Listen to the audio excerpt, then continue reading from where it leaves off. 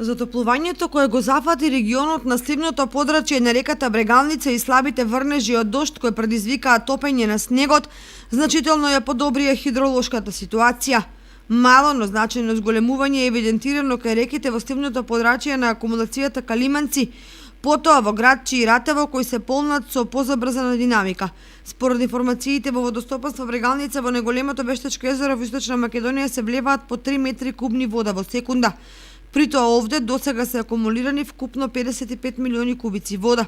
Оптимизмот кај водостопанствениците ги зголемуваат најавите на метеоролозите дека до крајот на јануари и во текот на февруари се очекува пообилни врнежи од дожд и снег на повисоките места, што додатно ќе подобри хидролошката ситуација.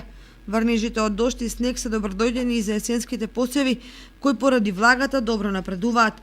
Можат да здивнат и сточарите и земјоделците во ридско-планинските реони, каде полека се будат пресушените извори и чешми, што ќе обезбеди вода за добитокот.